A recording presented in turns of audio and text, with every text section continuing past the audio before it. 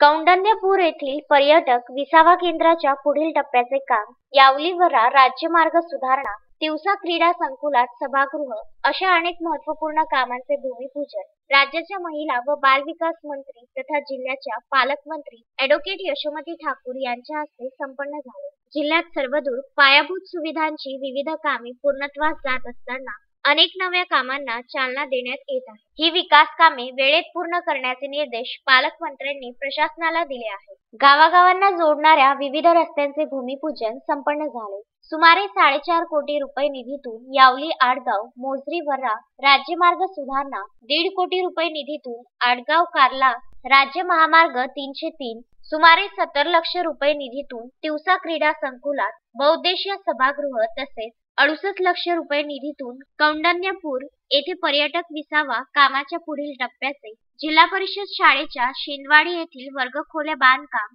85 लाख निधीतून अंजनसिंगी कौंडण्यपूर रस्त्यावरील पुलाचे बांधकाम, सुमारे 69 लाख निधीतून अंजनगाव मस्ती रस्ता सुधारणा, तळेगाव ठाकूर येथे सुमारे 49 लाख निधीतून प्राथमिक आरोग्य केंद्रांची ऑपरेशन थिएटर दुरुस्ती, नवीन सुविधा, कुंपण भिंत, रस्ता काँक्रिटीकरण, सुमारे 10 लाख निधीतून सार्वजनिक सभागृहाचे आदी कामांचे भूमिपूजन तसेच दुर्गवाडा, धारवाडा, अलवाडा ग्रामपंचायत भवनाचे लोकार्पण पालकमंत्री यशोमती ठाकूर यांच्या हस्ते झाले. यावेळी जिल्हा परिषदेच्या सभापती पूजा आमले, पंचायत समिती सभापती शिल्पा हांडे, संदीप आमले, वैभव वानखडे, मुकुंद देशमुख, तहसीलदार वैभव फरतारे, गटविकास अधिकारी चेतन जाधव आदी उपस्थित होते. Vidarbha news bureau, Amravati.